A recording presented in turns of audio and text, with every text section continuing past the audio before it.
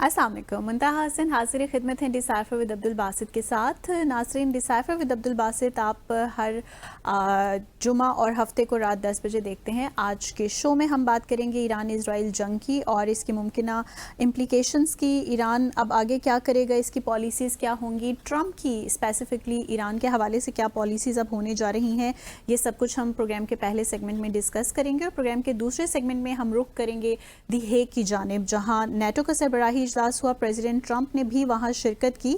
वहाँ क्या क्या ख़ास फैसले हुए और मज़ीद इसकी क्या इम्प्लिकेशंस हैं चाइना, रशिया और ख़ास करके पूरी दुनिया के लिए, इसको प्रोग्राम में इस पर जायज़ा लेंगे। और प्रोग्राम के आखिरी सेगमेंट में हम SCO की बात करेंगे, जहाँ वज़राए दिफ़ा का इजलास हुआ और एक हैरानकुन बात यह है कि इसका मुश्तरका एलामिया जारी नहीं हो सका। इसका असल ज़िम्मेदार कौन है, इसका भी जायज़ा लेंगे। तो आगाज़ करेंगे आज के अपने प्रोग्राम का। वेलकम बासित साहब। बिस्मिल्लाहिर्रहमानिर्रहीम। बहुत शुक्रिया मुंतहा, और डिसाइफर देखने वालों को अस्सलाम वालेकुम। सुबासी साहब, सबसे पहले ये बताइएगा, जंग बंदी हो गई, अब आगे मामलात अब किस जानिब बढ़ते देख रहे हैं? आप कुछ तब्दीलियां देख रहे हैं आप मशरिक़ वस्ता में, ईरान अमरीका ताल्लुकात में? इस हवाले से क्या ख्याल है आपका? जी मुंतहा, interesting developments are taking place. इसके बावजूद कि कंट्रोवर्सी शुरू हो गई है कि अमरीकी जो अटैक हुआ है ईरान की 3 न्यूक्लियर फैसिलिटीज़ ने, उस पर कितना नुकसान हुआ, कितना डैमेज हुआ। प्रेसिडेंट ट्रम्प ने तो बड़े सख्त अल्फाज किए कि हमने बिल्कुल उसको तबाह बर्बाद कर दिया। लेकिन पेंटागन की एक रिपोर्ट लीक हो गई, इनिशियल रिपोर्ट थी, उसमें कहा कि अभी कुछ नहीं कहा जा सकता, शायद इतना डैमेज नहीं हुआ। फिर गुज़श्ता रोज़ जो सुप्रीम लीडर हैं आयतुल्लाह ख़मीनी आए, उन्होंने कह दिया कि अमेरिका जो है प्रेसिडेंट ट्रम्प को एग्जेजरेट कर रहे हैं। लेकिन आज मैं समझता हूँ जिस पे हमें जो क्रेडिबल लगती है चीज़, ईरान के फॉरेन मिनिस्टर अब्बास अरागची ने आज अपने एक स्टेटमेंट में कहा है कि सिवियर डैमेज हुआ है, मतलब ठीक ठाक नुकसान हुआ है। लेकिन अभी वो कुछ कह नहीं सकते। अभी तक जो है वो अपनी इन्वेस्टिगेशंस कर रहे हैं, साइट्स पे असेसमेंट ले रहे हैं, और उसके बाद ही वो हतमी तौर पे कुछ कह सकेंगे। अच्छा, इसके सरफ नज़र के कितना नुकसान हुआ है, अब आगे 2-3 चीज़ें इंपॉर्टेंट हैं और हम चाहते हैं कि अपने व्यूअर्स के साथ उनको शेयर करें। पहली बात तो ये है कि सदर ट्रम्प ने ये कहा है कि जी अगले हफ्ते हमारे ईरान के साथ मुज़ाकरात हो रहे हैं, जिसको अब्बास अरागची ने डिनाई कर दिया। उन्होंने कहा कोई ऐसे मुज़ाकरात नहीं हो रहे, जिसका एक मतलब ये भी हो सकता है कि अमेरिका इस वक्त दिलचस्पी रखता है ईरान के साथ मुज़ाकरात करने में। अब अगर उनकी न्यूक्लियर फैसिलिटी, जिस तरह अमेरिका क्लेम कर रहा है कि तमाम तबाह बर्बाद हो गई हैं, कोई उनका अब सालों साल अमेरिका ईरान का जो न्यूक्लियर प्रोग्राम वो पीछे चला गया है, तो फिर मुज़ाकरात किस लिए? ये एक अहम है। लेकिन कुछ लोगों का ख्याल ये भी है कि शायद जो एनरिच यूरेनियम है वो ईरान ने पहले ही वहाँ से इन फैसिलिटी से कहीं और मुंतकिल कर दिया था। लेकिन चूंकि ईरान ये भी सिग्नल्स दे रहा है, और इस हमने पहले भी डिस्कस किया था कि शायद वो NPT से इवेंचुअली विड्रॉ कर जाए आर्टिकल 10 के तहत, तो उसको भी प्रिवेंट करने के लिए अमेरिका चाहेगा कि ईरान के साथ कुछ मुज़ाकरात हों। इसके अलावा जो है अमेरिका का इंटरेस्ट यही है कि ईरान, क्योंकि प्रेसिडेंट ट्रम्प ने बड़े वाज़ेह तौर पे कहा है कि ईरान बड़ी ज़बरदस्त नेशन है, हम उनके साथ भी ट्रेड करना चाहते हैं, इन्वेस्टमेंट करना चाहते हैं। तो प्रेसिडेंट ट्रम्प की ये ख्वाहिश होगी कि कुछ ताल्लुकात को मज़ीद आगे लेकर चलें, और जो सफारती ताल्लुकात ख़राब हुए थे 1979 के बाद, उनको बहाल किया जाए। लेकिन ये चीज़ें मुमकिन नहीं हैं जब तक कि ईरान की कुछ पॉलिसी में तब्दीलियाँ भी ना आएँ। अब इनको 2 तरीक़ों से देखा जा सकता है। एक तो ये है कि अमेरिका ईरान के ताल्लुकात में कुछ बेहतरी आए तो ईरान की पॉलिसी में तब्दीली आए। दूसरी जानिब ये है कि ईरान की पॉलिसी में पहले कुछ तब्दीली आए तो उसके बाद कुछ अमेरिका ईरान के ताल्लुकात बेहतर हों। अब ईरान क्या स्टेप्स ले सकता है, हमारी असेसमेंट ही है। एक तो ये है कि अब देखना ये है कि ईरान की फ़लस्तीन पे क्या पॉलिसी होती है। माजी में हमने देखा कि ईरान ने बड़े एक्टिवली हमास को भी सपोर्ट किया, और उसके अलावा हिजबुल्लाह को भी सपोर्ट किया। इसी तरह सीरिया और इराक़ में जो भी उनकी ऑर्गेनाइजेशन थी या नॉन स्टेट एक्टर्स, जो भी ऑर्गेनाइजेशन थी, मिलिशियस थे, जो भी नाम आप उसको दे दें, उनको भी सपोर्ट करता रहा है। अब اس سارے واقعے کے بعد، اس 12 روزہ جنگ کے بعد ایران کے لیے ایک موقع تو ہے کہ، اور یقیناً ان کی لیڈرشپ اس وقت اس سارے معاملات کو ری وزٹ کر رہی ہوگی کہ اب آگے ہم نے مستقبل میں کیا کرنا ہے۔ جی میرا اپنا خیال تو یہی ہے منتہا کہ ایران تھوڑی بہت اپنی فلسطین کی پالیسیز میں تبدیلی لائے گا۔ ایک تو یہ ہے کہ جو پہلے ویسٹ ایشیا میں اس کا ایک انفلوئنس تھا وہ تو اب کم ہوا ہے، اس میں کوئی شک نہیں ہونا چاہیے، اور یہی چیز گلف کنٹریز اور خاص عرب کنٹریز اور خاص طور پہ گلف کنٹریز بھی یہی چاہتے تھے کہ ایران کی جو مداخلت ہے ان کے نیبرہڈ میں، مثال کے طور پر سیریا میں یا لیبنان میں یا یمن میں یا فار دیٹ میٹر بحرین میں، تو یہ جو ان کی اور پھر یہ جو انٹرفیئرنس ایک ہے یا ان آرگنائزیشنز کو یا ان تحریکوں کو فروغ دے رہے ہیں یا سپورٹ کر رہے ہیں جو کہ ان کی رجیمز کے لیے خطرہ ہیں۔ جی تو میرا اپنا خیال یہ ہے کہ گیون دا فیکٹ کہ سعودی عربیہ اور ایران کا بھی ریپروچما ہو گیا ہے، تو ایران شاید کم از کم جو یہ اس کی ایک پالیسی تھی کہ ان جو ہیں جو ڈسیڈنٹس ہے یا ڈسیڈنٹ جو آرگنائزیشنز ہیں ان کو پہلے سپورٹ کرتا تھا، اب ان سے شاید ہاتھ اٹھا لے۔ اسی طرح حزب اللہ کو بھی دوبارہ سپورٹ کرنے کی میرے خیال میں وہ ایپیٹائٹ اس وقت ایران میں نہیں ہوگی، اور نہ ہی حماس کو براہ راست سپورٹ کرنے کے لیے ہوگی، کیونکہ ابھی تک یہ بھی ڈیبیٹ رہتی ہے کہ حماس نے جو 7 اکتوبر 2023 کو ایکشن لیا تھا کیا وہ اس ایران کے ساتھ کوآرڈینیٹڈ تھا یا اپنے طور پہ لیا تھا۔ اگر اپنے طور پہ لیا تھا تو اس نے دیکھی نا ایران کو کتنی مشکل میں ڈال دیا، تو اس لیے اب ایران تھوڑا بہت حماس سے بھی ہاتھ اٹھا لے گا، لیکن اس کا ہرگز یہ مطلب نہیں ہے کہ ایران اپنی فلسطین پالیسی جو ہے اس میں کوئی تبدیلی لا رہا ہے۔ اس کی پالیسی وہی رہے گی جو کہ ہے فلسطین اسٹیٹ قائم ہونی چاہیے، لیکن یہ ہے کہ جو ویسٹ ایشیا میں وہ ایکٹیولی پہلے سپورٹ کرتا رہا اس قسم کا کام نہ ہو اور اس سے شاید وہ وڈرا کر جائے۔ دوسری جانب ایران جو تھوڑی بہت مجھے وائبز مل رہی ہیں واشنگٹن سے وہ یہ ہیں کہ پریزیڈنٹ ٹرمپ کچھ انوکھا انپریسیڈنٹڈ کرنا چاہتے ہیں ایران کے ساتھ۔ وہ کیا؟ اور وہ بہت ممکن ہے کہ ایران کے ساتھ وہ ان کے جو پریزیڈنٹ ہیں پزشکیان ان کے ساتھ پہلی ملاقات ہو جائے، اور اس کے لیے لوگ یہ بھی کہہ رہے ہیں کہ شاید ستمبر میں جب UNGA جنرل اسمبلی کا سیشن ہوتا ہے اس میں پریزیڈنٹ ٹرمپ اور صدر مسعود پزشکیان کی پہلی ملاقات ہو جائے۔ لیکن چونکہ یہ 2 مہینے ہیں، وقت بہت کم ہے، اس میں بہت سی چیزیں ابھی طے ہونی ہیں، تو مجھے شاید لگتا ہے ممکن ہے لیکن مجھے مشکل لگتا ہے۔ مجھے یوں لگتا ہے کہ شاید ان کی ملاقات ہو سکتی ہے اگلے سال کسی وقت بھی، اور یہ ملاقات شاید کسی نیوٹرل جگہ پہ ہو، اور یہ ممکن ہے کہ عمان میں ہو۔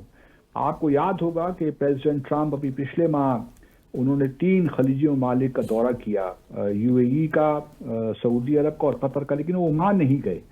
تو یہ کیونکہ عمان ہی فیسیلیٹیٹ کر رہا ہے امریکہ اور ایران کے درمیان جو اس وقت مذاکرات ہو رہے ہیں نیوکلیئر ایشوز پہ، وہی ایک برج ہے، لنک ہے، اور اس کی میڈیشن سے ہی ہو رہا ہے، تو ممکن ہے کہ یہ پہلی ملاقات جو ہے یہ مسقط میں عمان میں ہو جائے۔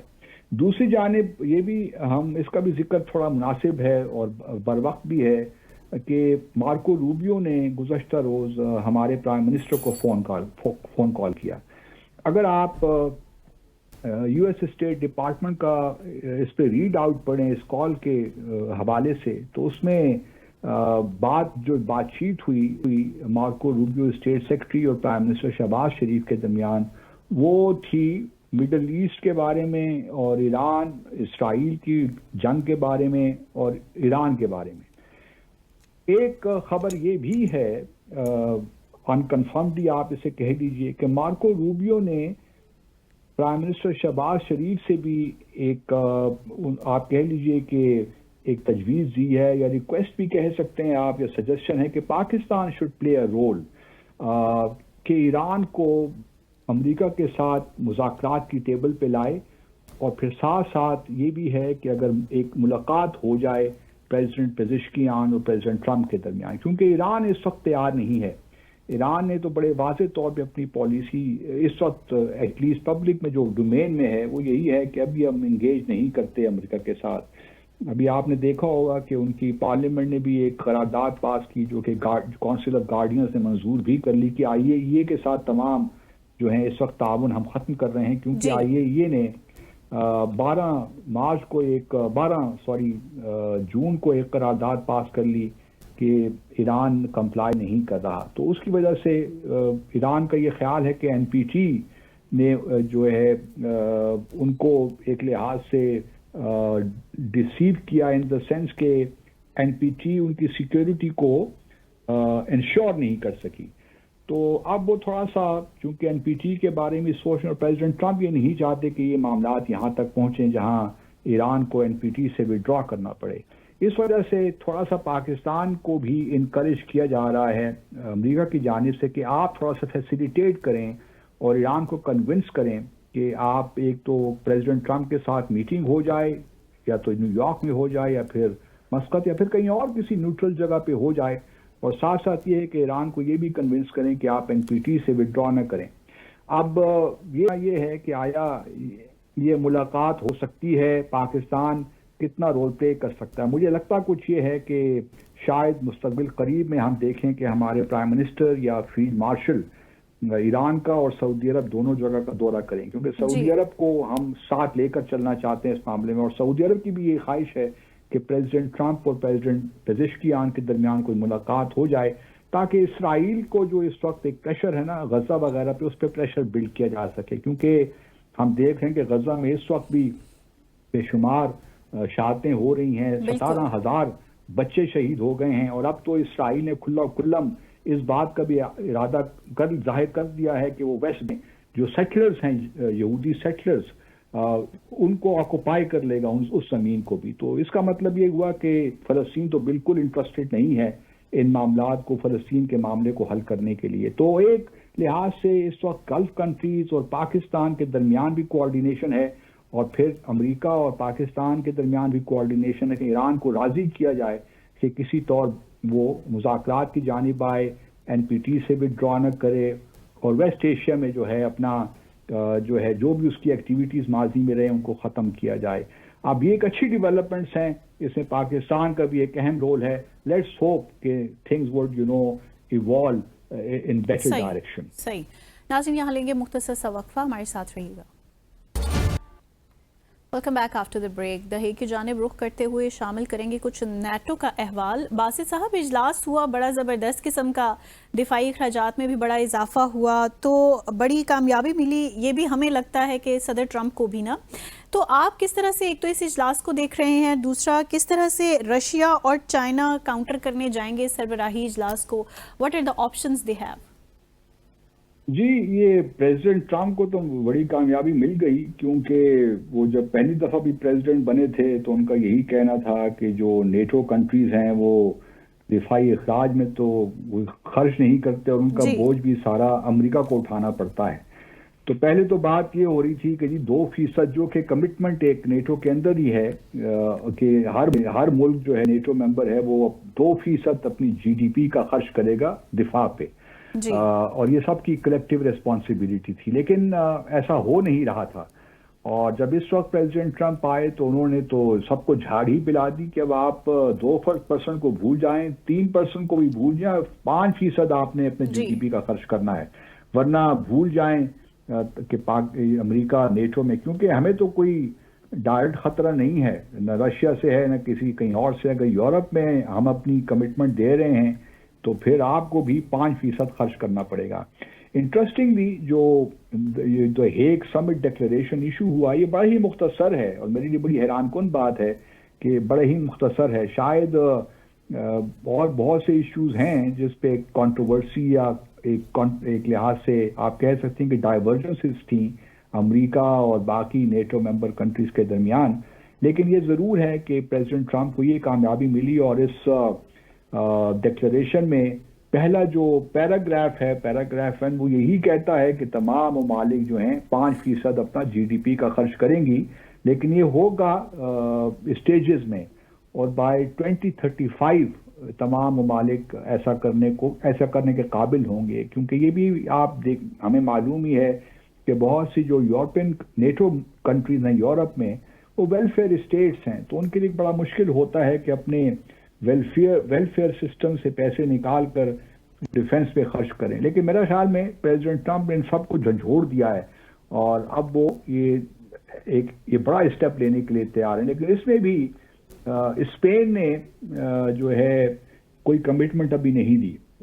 اسپین کا کہنا یہی ہے کہ ان کے اکنامک حالات ایسے نہیں ہیں کہ حالانکہ ان کی اگر آپ اکنامک گروتھ دیکھیں، اسپین میں بڑا فائنینشیل کرائسس بھی آیا تھا جی، لیکن اس کے بعد انہوں نے ریکور کیا اور اب it's one of the fastest growing economies in Europe. لیکن وہ ابھی کہتے ہیں کہ اگر ابھی ہم نے کیونکہ اس وقت انہوں نے 2.1% کی جو ہے کمٹمنٹ دی ہوئی ہے، وہ کہتے ہیں کہ ہماری ابھی اکنامک کنڈیشن ایسی نہیں ہے کہ ہم جو ہے 5% کی کمٹمنٹ پہ. اس پہ ٹرمپ صاحب نے بڑا ریئیکٹ کیا. انہوں نے کہا کہ ٹھیک ہے جی، اگر آپ 5% نہیں کرتے تو ہم آپ پہ مزید ٹیرس لگائیں گے آپ کی جو ایکسپورٹس ہے ٹو دا یو ایس. تو آپ دیکھتے ہیں کیونکہ پریزیڈنٹ ٹرمپ کو جو ورڈ ٹیرف ہے بڑا پسند ہے اور وہ ہر پہ اپلائی کر دیتے ہیں. تو ابھی انہوں نے اسپین کو دھمکی دی ہے، اب دیکھتے ہیں اس کا کیا نتیجہ نکلتا ہے. اب اس میں ایک انٹرسٹنگ بات یہ ہے کہ اس اسٹیٹمنٹ میں وہ کہ یوکرین کا بھی ذکر ہے، اس کی سپورٹ کا بھی ذکر ہے، لیکن وہ بڑے مائلڈ طریقے سے ہے. کوئی ایسی کمٹمنٹ نہیں ہے جس سے ہمیں یہ ظاہر ہو کہ یوکرین کا جو ایک مطالبہ تھا کہ وہ نیٹو جوائن کرنا چاہتا ہے وہ تو نہیں ہو سکا. اس وجہ سے نیٹو کا جہاں تک ہے وہ یوکرین کو پریزیڈنٹ زیلنسکی اور پریزیڈنٹ ٹرمپ کی ملاقات ہوئی تھی ہیگ میں اس نیٹو کے مارجنز میں، لیکن اس میں بھی کوئی ایسی چیز خاص نہیں نکلی. اب پریزیڈنٹ ٹرمپ نے تو اپنا کام کر دیا کہ 5% جو ہے وہ انکریز ہو ڈیفنس بجٹ میں، لیکن کیا یہ جو ہے اس کا اثر کیا ہوگا دنیا بھر میں، یہ دیکھنے والی چیز ہے. کیونکہ یہاں پہ آرٹیکل 5 بھی نیٹو کا جو ہے اس پہ کائنڈ آف ریکمٹ کیا گیا ہے کہ اگر کسی ملک پہ حملہ ہوتا ہے، کسی ایک نیٹو کنٹری پہ، تمام ممالک پہ حملہ تصور کیا جائے گا.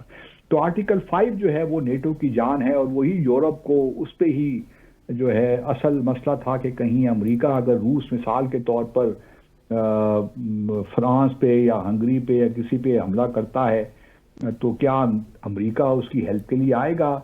تو اب آرٹیکل 5 کی جو ری افرمیشن ہے، recommitment to article 5، that is very important for European NATO countries. تو یہ ایک ڈکلریشن میں ہے. لیکن دوسری جانب اگر آپ دیکھیے تو اس سے ایک آرمز ریس تو بڑھے گی، کیونکہ اگر اس وقت بھی یورپین جو کنٹریز ہیں نیٹو کے اور امریکہ کی اگر آپ ڈیفنس بجٹ دیکھیے تو یہ ملا کر $1.5 ٹریلین بنتا ہے per year, huge defence expenditure. جبکہ اگر آپ چین اور روس کا ملا کر دیکھیے ڈیفنس ایکسپینڈیچر تو وہ $500 بلین کے قریب ہے، یعنی کہ $1 ٹریلین امریکہ اور نیٹو وہ زیادہ اسپینڈ کر رہے ہیں ڈیفنس پہ. جی، تو یہ ایک بہت بڑا گیپ ہے. اور پھر جو روس کا اگر آپ دیکھیے تو روس اور یوکرین کی وار کے تناظر میں دیکھیے تو بہت ٹف ٹائم، اس میں کوئی شک نہیں ہے، دیا یوکرین نے بھی دیا اور امریکہ نے بھی دیا. اب کس طرح یہ چین اور رشیا اس کو کاؤنٹر کرتے ہیں، that needs to be seen. کیونکہ چین کا بھی جو ڈیفنس بجٹ ہے وہ آہستہ آہستہ بڑھ تو رہا ہے. اگر اب 350 بلین کے قریب ہے یا اس سے تھوڑا سا کم ہے تو ممکن ہے کہ اگلے آنے والے جو اکنامک گروتھ ہو رہی ہے تو چائنا بھی اپنا ڈیفنس ایکسپینڈیچر بڑھائے. کیونکہ اب جو وار ہے وہ سینیریوز بھی تبدیل ہو رہے ہیں، وار کی جو سارا جو کریکٹرسٹکس ہیں وہ بھی تبدیل ہو رہے ہیں. اب اسپیس وار بھی ہے، سائبر کا معاملہ بھی ہے، ڈرون ٹیکنالوجی بھی آ رہی ہے، آرٹیفیشل انٹیلیجنس سے کام ہو رہا ہے. تو بہت سی ڈائمینشنز ہیں جس پہ چین کو بھی تھوڑا بہت امریکہ کو کاؤنٹر کرنے کے لیے بڑا ضروری ہو جائے گا. تو چین اور رشیا کے لیے تو اچھی خبر نہیں ہے، کیونکہ جس طریقے سے یہ 5% بڑھے گا تو روس اور چین کو بھی اپنے دفاعی اخراجات میں اضافہ کرنا پڑے گا. گو کہ روس تو آلریڈی تقریباً 7 سے 10% جیسے بھی زیادہ اپنے دفاع پہ خرچ کر رہا ہے پچھلے 2-3 سالوں سے جب سے یوکرین وار شروع ہوئی ہے. تو اب معاملات کچھ گھمبیر ہوتے جا رہے ہیں یورپ کے لیے خاص طور پہ، چائنا کے لیے بھی، کیونکہ امریکہ انڈو پیسیفک میں زیادہ ایکٹیو ہے. اگر تائیوان پہ لیٹ سے چین کوئی حملہ سوچ رہا ہے کہ وہ بائی فورس یونیفائی کرے تائیوان کو، اگر تائیوان کی حکومت جو ہے کوئی ایسے اقدامات لیتی ہے جو کہ ٹوٹل انڈیپینڈنس کی طرف جائیں، تو پھر چین کو لامحالہ وہاں بھی اقدامات کرنے ہوں گے، طاقت کا استعمال کرنا ہوگا. تو ان تمام چیزوں کو سامنے رکھتے ہوئے میں سمجھتا ہوں کہ چین اور رشیا اس کو کسی نہ کسی طور کاؤنٹر کریں گے. یہاں پہ یہ بھی بات مینشن کرتا چلوں منتہا کہ آج نیٹو کے اجلاس کے بعد یورپین یونین کا اجلاس بھی ہوا، اور وہاں بھی یوکرین کو ایک سیٹ بیک ہوا ان دا سینس کہ یورپین یونین جو ہے ایک کنسنسس کے ساتھ فیصلہ نہیں کر سکا کہ آیا جو یوکرین کی ممبرشپ ہے ای یو کی اس کو انڈورس کیا جائے، اور اس میں ایک ملک جو ہے اس نے اپوز کیا، اور وہ ملک ہے ہنگری. وکٹر آربن جو ہم جانتے ہیں کہ رائٹ ونگ کے ہیں پرائم منسٹر اور پریزیڈنٹ ٹرمپ کے ہی بہت قریب ہیں، وہ ماضی میں بھی جو ہے بہت ایسی پوزیشنز لیتے رہے ہیں کہ جو یورپین یونین کی پوزیشن سے مختلف رہی ہے.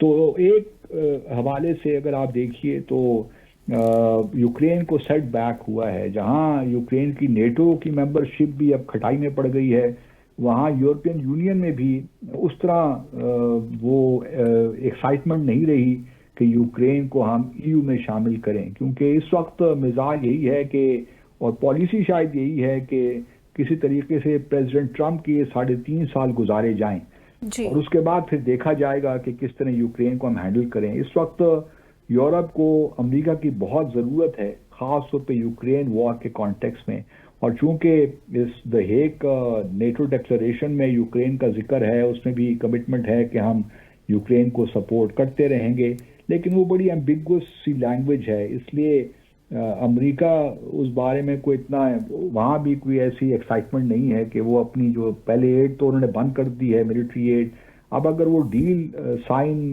کب ہوتی ہے وی ڈو ناٹ نو. گو کہ کچھ لوگ کہتے ہیں ہو گئی، لیکن ابھی تک صحیح معنوں میں ارتھ جو میٹیریلز ہیں ان کی جو ڈیل ہونی ہے وہ بھی کسی صحیح نقطے تک نہیں پہنچی.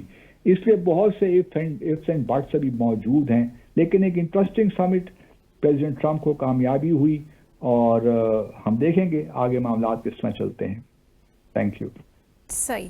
تو یہاں لیں گے مختصر سا وقفہ، بریک کے بعد واپس آئیں گے اور شامل کریں گے کچھ ایس سی او کا احوال بھی. Welcome back after the break. So بڑا انٹرسٹنگ ایس سی او کا اجلاس ہوا چائنا میں. باسط صاحب وزرائے دفاع ملے ایس سی او ممبرز کے، لیکن حیرانگی کی بات یہ ہے کہ اس کا کوئی باضابطہ طور پر اعلامیہ جاری نہیں کیا گیا. آخر اس کی کیا وجہ ہے؟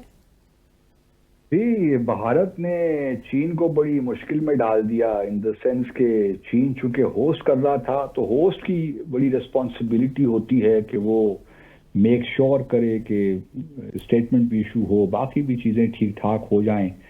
تو لیکن چین اور بھارت کے جو تعلقات ہیں وہ تو ہم جانتے ہی ہیں، تو بھارت نے چین کو تو بڑا امبیرس کر دیا اور پھر ایس سی او کو بھی کمزور کیا، اس میں بھی کوئی شک نہیں ہے، کیونکہ بھارت یہ خود مان رہا ہے کہ انہوں نے جو ہے جو ڈکلریشن تھا یا جو کمیونیکے تھا اس کو ماننے سے انکار کر دیا، جس کا مطلب یہ ہوا کہ باقی جو 9 ممالک تھے وہ تیار تھے جو کچھ بھی ڈرافٹ ڈکلریشن میں تھا، لیکن صرف بھارت کی وجہ سے یہ ڈکلریشن نہیں ہوا. تو اس کا ایک امپیکٹ تو ہے ان دا سینس کہ باقی ممبر کنٹریز کو بھی یہ اندازہ ہو گیا ہوگا کہ جو اس آرگنائزیشن میں اگر کوئی مسئلہ ہے تو بھارت ہی ہے، کیونکہ بھارت دونوں سائڈ سے کھیلنے کی کوشش کرتا ہے.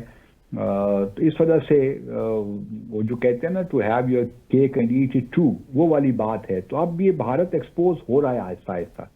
اب یہ اعلامیہ کیوں نہیں، بھارت نے کیوں اس پہ ایگری نہیں کیا؟ بھارت کا اگر آپ میڈیا دیکھیے، انہوں نے تو پاکستان کے خلاف پروپیگنڈا شروع کر دیا کہ جی پاکستان کی وجہ سے یہ نہیں ہوا، بلکہ آج بھارت کے جو ایکسٹرنل افیئرز منسٹر ہیں ڈاکٹر جے شنکر، انہوں نے ایک پریسر بھی کیا. اچھا، اب یہ جو ڈاکٹر جے شنکر نے کہا یہ بالکل ہی غلط بیانی سے کام لیا اور سراسر جھوٹ بولا، کیونکہ جہاں تک پہلگام کے واقعے کی مذمت کی بات ہے، ہمیں کوئی اعتراض نہیں ہو سکتا اس کے ریفرنس سے، کیونکہ ہم تو اس وقت UN سیکیورٹی کونسل کے ممبر بھی ہیں، اور UN سیکیورٹی کونسل نے اپنی 25 اپریل کو جو اسٹیٹمنٹ ایشو کی اس میں پہلگام کے واقعے کی مذمت کی، بلکہ ہم نے خود مذمت کی۔ بالکل تو یہ کہنا کہ پاکستان کسی ریفرنس کے خلاف ہے، یہ تو بالکل ہی بے بنیاد بات ہے، اس میں کسی قسم کی کوئی سچائی نہیں ہے۔ لیکن یہ ضرور ہے کہ جو لینگویج بھارت چاہتا تھا اس اعلامیے میں، وہ پاکستان اس سے ایگری نہیں کر سکتا تھا۔ اگر آپ اپنے لینگویج میں یہ کہیں یا اعلامیے میں یہ کہیں کہ جی پہلگام کا واقعہ ہوا، پاکستان نے کروایا، اس کے پیچھے TRF تھی اور اس کے پیچھے کچھ ممالک کا ہاتھ تھا یا کسی ملک کا ہاتھ تھا، کراس بارڈر ٹیررزم ہو گیا، اب یہ لینگویج تو یونائیٹڈ نیشن سیکیورٹی کونسل نے بھی ایکسیپٹ نہیں کی، تو پاکستان کیوں اس کو ایکسیپٹ کرے؟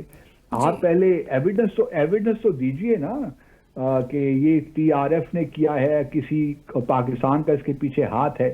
اچھا، انٹرسٹنگلی منتہا اس میٹنگ سے پہلے پچھلے ایک ہفتے میں نے دیکھا کہ بھارت نے کچھ ایکٹیویٹیز شروع کر دی مقبوضہ جموں اور کشمیر میں، اور 2 بے گناہ لوگوں کو پکڑ لیا اور ان سے اسٹیٹمنٹ دلوائے جا رہے ہیں کہ جی اس کی جو 3 پاکستانی ٹیررسٹ آئے تھے اور وہ پاکستانی تھے اور ہم نے ان کو سپورٹ کیا، یہ کیا وہ کیا۔ تو میں بھارت کو یہی مشورہ دوں گا کہ پاکستان کو ذرا انوائٹ کریں کہ ہم ان 2 بندوں کو ذرا کراس ایگزامن تو کریں جو بندے ہیں، یا ان کو سامنے تو لے کر آئیے۔ وہ اگر اسٹیٹمنٹ بھی دیں گے تو انڈر ڈیورس ہی دے رہے ہوں گے، پریشر میں ہی دے رہے ہوں گے، ان کی فیملی کو پکڑ لیا ہوگا، کیا کیا ہوگا، واللہ عالم بالصواب، لیکن آپ بھارت سے کچھ بھی توقع رکھ سکتی ہیں۔ اس لیے جو ڈاکٹر جے شنکر کی جو اسٹیٹمنٹ ہے وہ بالکل ہی بے بنیاد ہے، اور اب ان کا یہ کہنا کہ جی پہلگام میں ان کی فارمولیشن کو ایکسیپٹ کیا جائے، یہ تو ناممکن ہے، ایسا تو ہو نہیں سکتا کہ اور یہ بھی دیکھیے باقی جو 9 ممالک ہیں انکلوڈنگ پاکستان، اس کا مطلب یہ ہے کہ پاکستان کی جو فارمولیشن تھی ہے، جو ہماری تھوڑی بہت اس میں امینڈمنٹس تھیں انڈیا کی فارمولیشن پہ، اس سے باقی تمام ممالک نے ایگری کیا، لیکن صرف بھارت نہیں کیا۔ پاکستان کا کیا تھا؟ کیونکہ پاکستان دیکھیے جعفر ایکسپریس ٹرین کا واقعہ ہوتا ہے مارچ میں، اور اس کے بارے میں بھارت میں کوئی اس کی کنڈیمنیشن نہیں کی۔ بالکل یوزلی تو بھارت فوری طور پہ کر دیتا ہے، ہمارے بھی دیکھیے نا BLA نے کیا یا جس نے بھی اس کے پیچھے ہاتھ تھا اور انہوں نے رسپانسبلٹی بھی قبول کی، وہاں بھی 26 انوسنٹ جانیں چلی گئیں، لیکن بھارت کی جانب سے کوئی کنڈیمنیشن اس کی نہیں آئی۔ تو پاکستان کا یہی تھا کہ آپ جعفر ایکسپریس کو، جو ٹرین کا جو واقعہ تھا، جو دہشت گردی ہوئی تھی، اس کو بھی مینشن کر دیجئے، اور پاکستان میں کوئی اعتراض ہو نہیں سکتا کہ اگر جعفر ایکسپریس ٹرین ٹیررسٹ ایکٹ اور پہلگام ٹیررسٹ ایکٹ جو ہے اس کو ایک ہی جملے میں، ایک ہی پیراگراف میں مینشن کر کے کنڈیم کیا جاتا، تو پاکستان کو کیا اعتراض ہو سکتا ہے؟ لیکن بھارت چونکہ جتنے بھی ساری اس وقت بلوچستان میں جو کچھ ہو رہا ہے اس کے پیچھے اس کا بہت بڑا ہاتھ ہے، اور بلوچستان میں وہ جو ہے کوئی امپریشن ایسا نہیں دینا چاہتا کہ وہ اس کا ہاتھ ہے، تو اس وجہ سے اس نے یہ جو ہے اس کو نہ مانا۔ دوسری جانب بھارت کے لیے یہ فارمولیشن ایکسیپٹیبل نہیں تھی، اس کی وجہ یہ تھی کہ وہ بھارت کی جو اس وقت پالیسی ہے وہ یہی ہے کہ اپنی جو پہلگام پہ جو پوزیشن ہے اس کو ڈائلیوٹ نہیں کرنا۔ ہم نے ڈائلیوشن سے مراد یہ ہے کہ اگر ہم صرف لیٹ سے کمیونیکے میں یہ آ جاتا ہے کہ جعفر ٹرین ایکسپریس بلاسٹ اور پہلگام ٹیرر اٹیک کو شنگھائی کوآپریشن آرگنائزیشن کنڈیم کرتی ہے، تو یہ بھارت کے لیے ان کے خیال میں ڈائلیوشن ہے، کیونکہ اس میں کوئی ذکر نہیں ہے کہ یہ، جس میں نے پہلے کہا کہ کس نے کروایا، اس کے پیچھے کون تھا، تو وہ شاید ڈومیسٹک پولیٹیکل پرپزز کے لیے اور انٹرنیشنلی بھی جو ہے پاکستان کو وہ ان کے خیال میں اس وقت یہ جو ڈائلیوشن ہے اپنی پوزیشن میں ان کی ڈائلیوٹ ہو جاتی ہے۔ اگر وہ CO کی جو فارمولیشن چائنا نے دی یا جو اس کے بعد پاکستان نے دی، اگر اس کو تسلیم کر لیں تو پھر وہ جعفر ایکسپریس جو بلاسٹ ہے اور پہلگام بلاسٹ ہے اس کو ایک ہی جگہ پہ لے آئیں گے، تو اس سے ان کی جو پوزیشن ہے ٹیررزم پہ یا پہلگام کے واقعے کے حوالے سے وہ ڈائلیوٹ ہو جائے گی۔ تو اس لیے بھارت نے یہی مناسب سمجھا کہ اس کو ہم نہ مانیں، اور آپ جانتی ہیں کہ شنگھائی کوآپریشن آرگنائزیشن جو ہے وہ کنسنسس پہ کام کرتی ہے. اگر ایک ملک بھی کسی چیز کو نہ مانے تو پھر وہ چیز آگے نہیں بڑھتی. تو کنسنسس بڑا ضروری ہے. تو جب بھارت نے یہ کر لیا تو اب تو معاملہ یہ ہے کہ ایک تو بڑا سیٹ بیک ہوا شنگھائی کوآپریشن آرگنائزیشن کو, کیونکہ اس سے پہلے بھی اگر آپ دیکھیے تو بہت سی چیزیں ہوتی رہی ہیں. مثال کے طور پر بھارت جو ہے وہ شنگھائی کوآپریشن آرگنائزیشن کے ڈاکومنٹس اگر آپ پرانے آپ نکال دیجئے تو اس میں بھارت BRI کو اپوز کرتا ہے, اور وہاں لکھا ہوتا ہے کہ وہ BRI کو اپوز کرتے ہیں, لیکن ڈاکومنٹس پھر بھی ایشو ہو جاتے ہیں, اعلامیے پھر بھی ایشو ہوتے رہے ہیں. لیکن اس بار جو بھارت نے کیا ہے وہ تو بالکل ہی ایک آپ کہہ سکتی ہیں کہ ایک ایسی پوزیشن بھارت نے لی ہے جس کا نہ کوئی سر ہے نہ کوئی پیر ہے, ان دا سینس کہ ملٹی لیٹرل ڈپلومیسی میں جہاں پہ انٹر گورنمنٹل آرگنائزیشنز ہوں وہاں اس قسم کے رویے جو ہیں وہ آگے چیزوں کو لے جانے میں مانے آتے ہیں.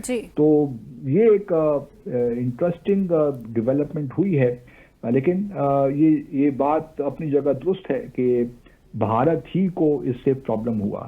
ایک اور بڑی انٹرسٹنگ بات میں کرتا چلوں اسی سیگمنٹ میں کہ پریزیڈنٹ ٹرمپ ابھی جو برسلز ہم نے پچھلے سیگمنٹ میں ڈسکس کیا وہ وہاں موجود برسلز میں تھے, تو ان کا ایک پریسر بھی تھا. تو اس میں انہوں نے دوبارہ یہ بات کی کہ انہوں نے پاکستان اور بھارت کے درمیان سیز فائر کروائی, جو کہ بھارت جس کو ڈینائی کرتا ہے کہ جی ایسی کوئی بات نہیں ہوئی. یہ جو سیز فائر ہوا یہ پاکستان کی ریکویسٹ پہ ہوئی, اور پاکستان نے ہم سے اپروچ کیا ڈائریکٹر جو DG ملٹری آپریشنز ہیں.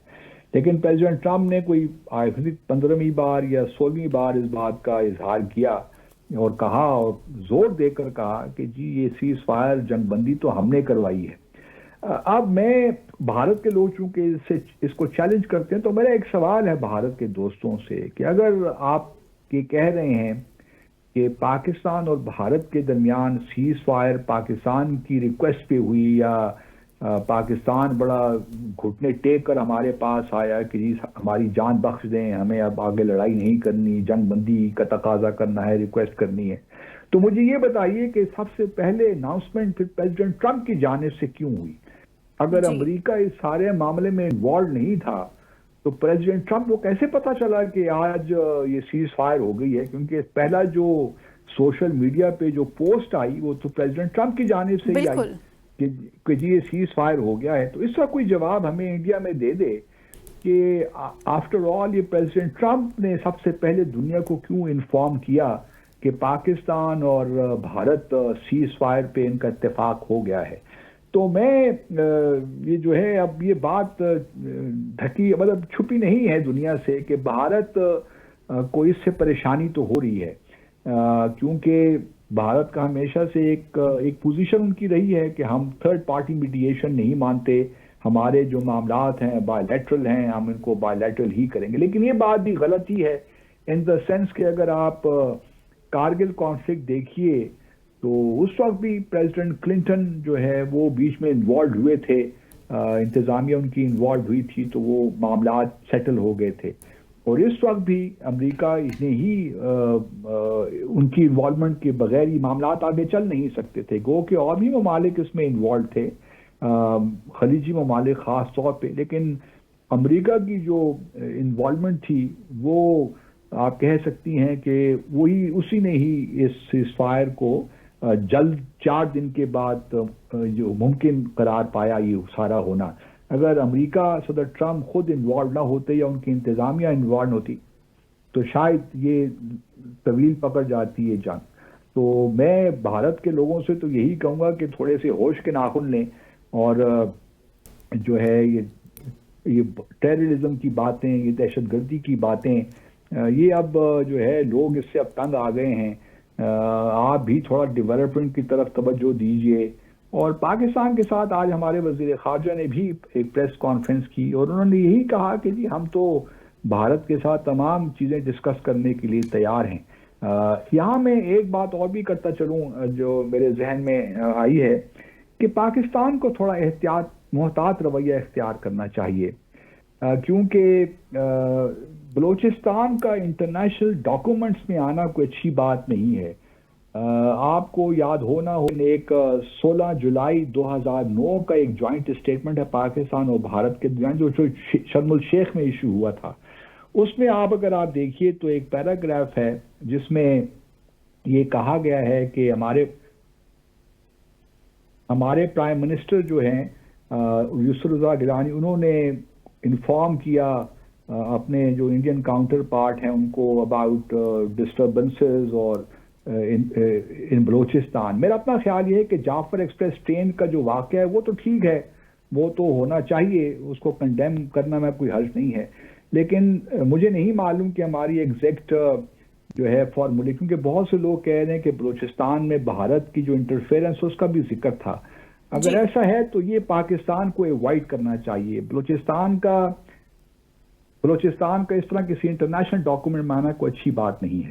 ناظرین، اسی کے ساتھ آج کا پروگرام یہاں ختم ہوا. آپ سے ملاقات ہوگی انشاءاللہ کل مزید دلچسپ موضوعات کے ساتھ. خوش رہیے، اپنے ارد گرد رہنے والوں کا خیال رکھیے. منتہا حسن کو اجازت دیجیے گا. خدا حافظ.